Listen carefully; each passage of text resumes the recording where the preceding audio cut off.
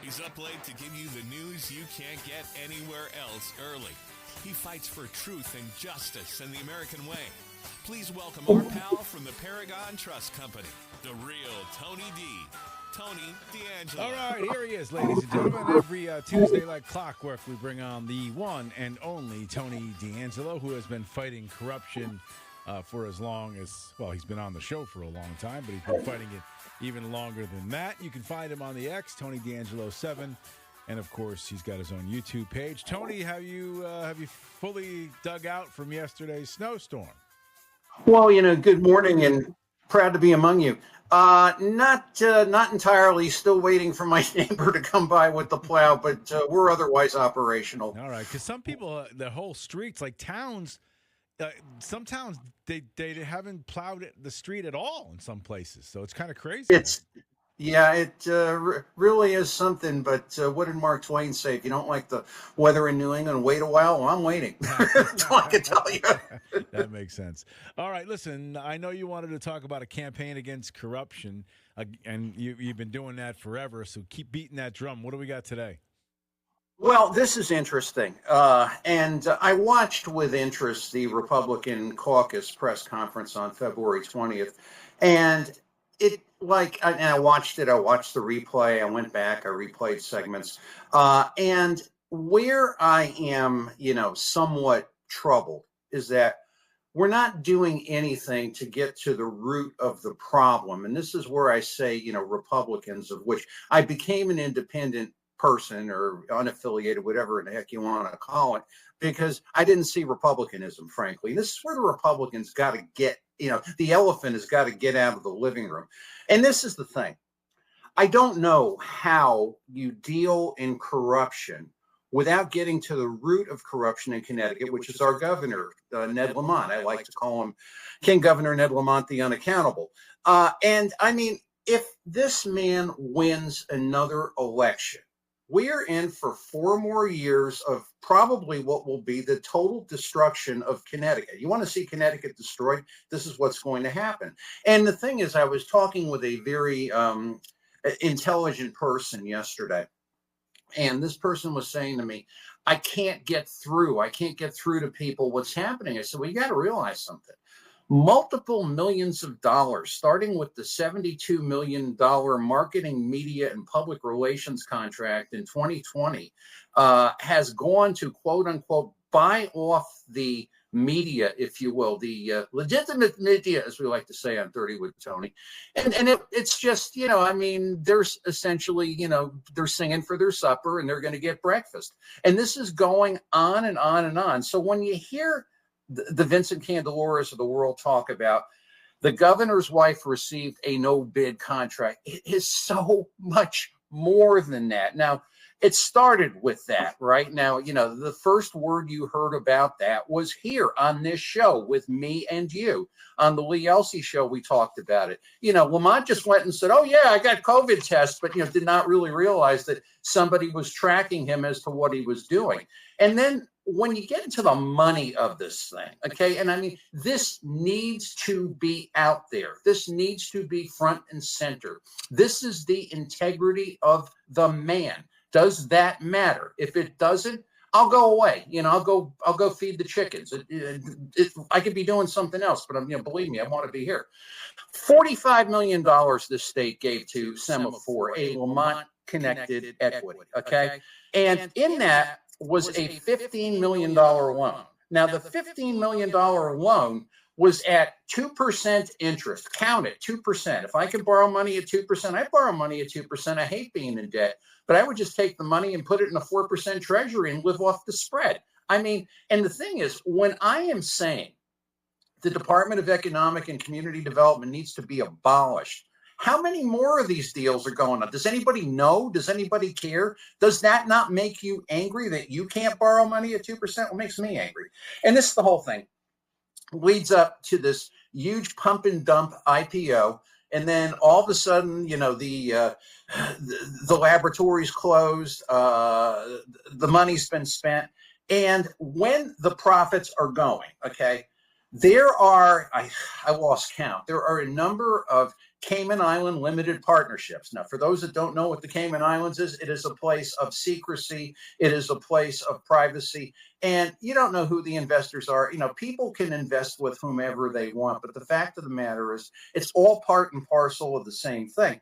And I mean, the thing is, this all went on. And I mean, you talk about sitting in the catbird seat, your tests, your money, your corporation, your everything, and basically, and then running it offshore. And, it's like, well, how do we know we ran it offshore? Well, no, you just set up Cayman Island partnerships because, you like to make Kool-Aid and tiddlywinks. But anyway, there was an interesting thing in this press conference, and the ignorance of so-called legitimate media is staggering. I'm not the brightest guy in the world, and I'm the first to tell you that. But one person, and it was garbled as far as what you can hear, mentioned something about genomic testing, and Vincent Candelora said, "Yeah, there was some sort of a genomic testing contract, and it was."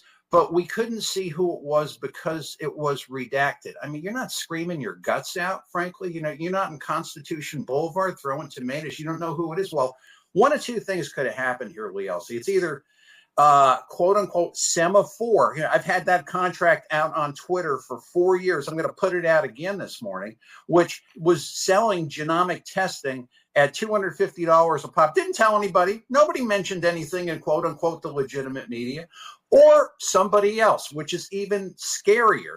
And the fact of the matter is, comes back to Mr. Candelora not asking the question. So it's like, what the hell is going on here? Now, you like peanut butter, you love Skippy. The Eric Schadt, who was he's the CEO of Semaphore, he's tied into Mount Sinai Hospital. He and Deepak Chopra, who was showing up in the Epstein files. I'm not a student of the Epstein files. I'm nowhere near where you're at or where other people are at. But this was an interesting connection. We talked about this on 30 with Tony.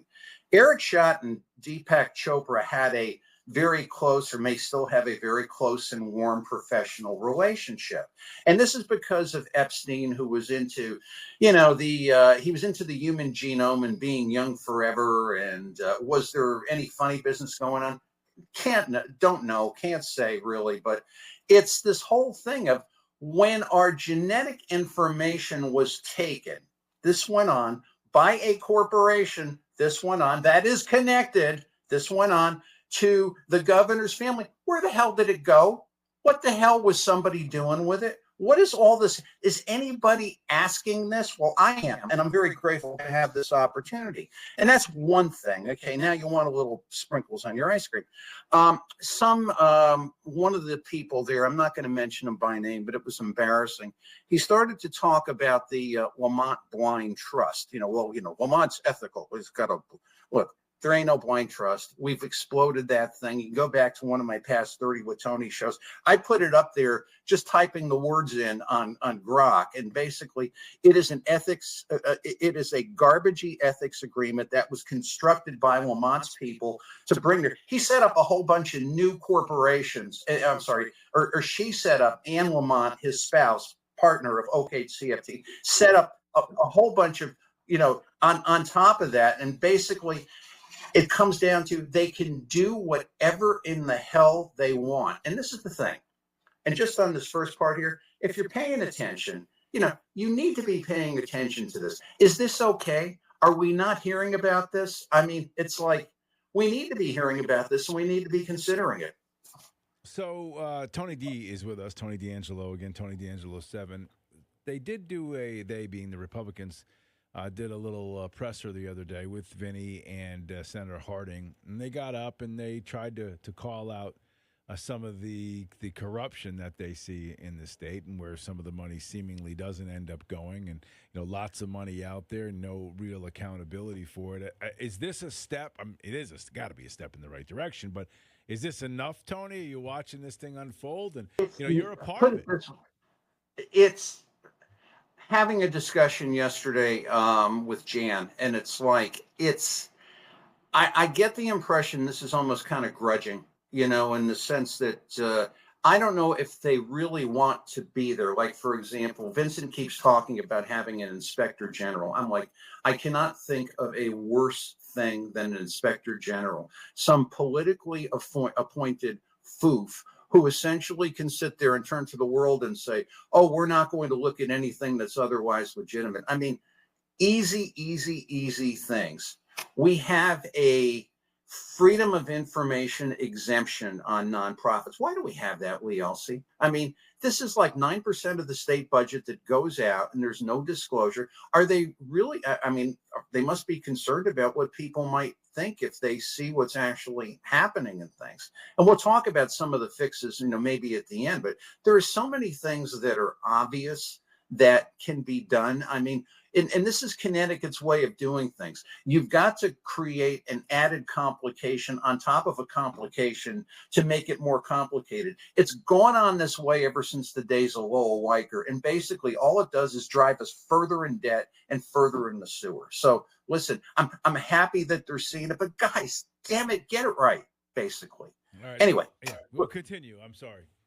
No, what? Yeah, I didn't mean to jump on your thought. No. I just think that at least this group has finally, at least to my I'll agree. They're recognizing that there's something, and maybe putting a little pressure on these folks. Whether that does anything, that remains to be seen. But at least they're recognizing that there is some really shady activity going on here.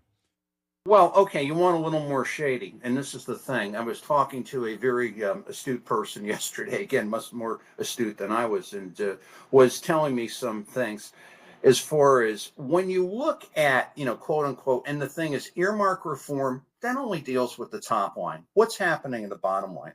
I started to look at some of the compensation levels of some of the CEOs, and this is just tippy tip of the iceberg, that are receiving state money in various proportions.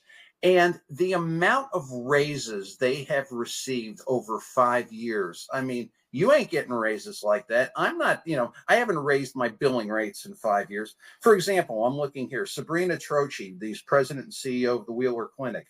Her salary has increased 91% since 2020. She was at 298, 294. These are tax return figures. She's now at 571, 836. Stephen Zuckerman of the Hartford Dispensary Root Center for Advanced Recovery. He's now at 483. He was at 315, 53.6. I mean, I can just continue. No, it's 5 years. Okay, basically. But basically, there's cases of salaries doubling. Lisa DeMattis Lepore of the Connection. She was at 427,960. She's at 427,960. She was in 2020 at 294,589. It is a ratcheting upward. And of course, where do you get your money from, and who's paying the money? Now, here's another thing, and this is something that we were talking about yesterday. When you look at the people, and it's, how can I put it? The state-funded nonprofits, it's the amount of employees they have is like borderline insane. Now, for example, Wheeler Clinic, total expenses of $91 million, total employees 1,073. If I use a metric there of like $75,000 for a job, I'm sure it's the guy scrubbing the floor versus the guy that's doing computers. It's, maybe I think it's a higher number. Salaries are 88.2%. The Hartford Dispensary, salaries are 88.9%, 332 people.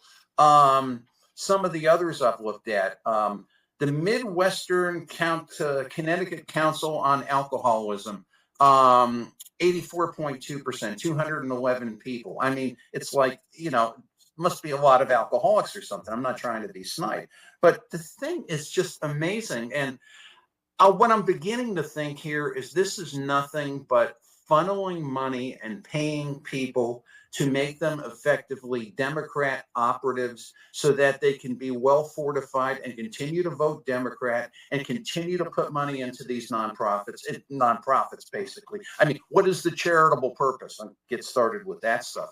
But basically, you're not gonna fix anything until you actually get to, quote unquote, what it is. And then, some of the other things, it's like, why don't we have a real-time dashboard? Anybody taking public money, we should be able to look and say, oh yeah, what was that? Hey, what's that CEO making? We have none of that. And no one is asking those questions. I am today. And the thing is, it's like, if you gave me money for something, say you hired me to, paint your porch or something, please don't do that. And I painted your porch and I did a lousy job, you would come to me and say, give me the money back. I've got to get somebody to do this right. You never hear the word clawback, basically. If money's going out to these nonprofits and they ain't cutting it, why can't we claw the money back, basically? It's just, it's insane. And the thing is, we've got to ban effectively any sort of non-disclosure as well, any sort of conflict. And, we came across the whole Lamont thing, basically, it was a home run hit by accident. Nobody was talking about that. Nobody was talking about, quote unquote, the second advanced CT organization that was set up to hold the secret COVID committee. They said, oh, it was a rebranding. No, it wasn't. No one talked about they hired McKinsey in that corporation. McKinsey, the architect of Let's Kill Grandma and the nursing home scandal. And it's like, and I'm just going to say this. A part of being a governor is something known as governance. You've got to govern. You've got to make something work and make something happen. And where, like you, I am happy that the Republicans are addressing it. There's just so much more here we have to do. And it's just the thing of, like, I was looking to see what other states do. Like Florida just has open transparency. Why not use the federal laws? Believe me, the federal laws are pretty complex and they'll do exactly what you need them to do. But this whole acceptance of cloak and dagger, and when you start to look at the compensation levels of people and nonprofits and the way it's ratcheting up proportionately, you can't fix a broken, putrid system little by little. You basically have to tear it up and start over. That's where I am, and that's kind of the gist of it. So I like the idea of a clock that shows you who's getting what, but doesn't Connecticut have one of those? Or sunlight.org, does that do the same thing? I think that was something that deals with municipal payments and salaries and what people are making. When you've got 9% of your budget or 8% of your budget going off into never land, basically. Right. And we haven't even really talked about, quote unquote, the other nonprofits that are functional to Connecticut government. Like, what about Advanced CT? That's the governor goes to India in 2025 and he has a trip and he takes, everybody doing whatever. And isn't this great? We're doing fine things. Can't get any of that. Can't get any of that information. State business, state governments, what the hell is going on? It's exempt from freedom of information. UConn, the Horse Barn Hill Investment Fund, Cayman Island base. Ain't that curious? Came across right up from the same time as Semaphore. It's in the damn tax return. Okay. 90 some odd $1 million. What are they doing? Who are they trading with? We don't know. And then it's like, these are, it's like, some days you have to shake your head. This would make, Frank Needy and Al Capone blush. It's insane. Tony D'Angelo 7 on the X. Unfortunately, we're running short on time. What do you got Thursday? Anything to announce to everybody? A movie. Good movie, No Money Down, made in 1957. It's got some really great actors in it. It talks about the whole seamy underbelly of the 1950s. It deals with racism and infidelity and theft and all kinds of things like that. And it's just it's the whole story of post-war GIs trying to adjust to suburbia, and it's really good. And it's you can see it on Internet Archive and on YouTube, and I highly recommend it, and I will. All right, buddy. Thank you very much. Please appreciate Thanks, it, Tony. I'll talk to you next time. Tony D'Angelo. Follow him on the X and follow him with his own YouTube page. Of course, you can also pay very close attention because he usually reposts the video that we make today, which we're up on Rumble and all of that. So we'll be right back. Bruce Flax joins us next. I want the love that you deny me, that I need so desperately.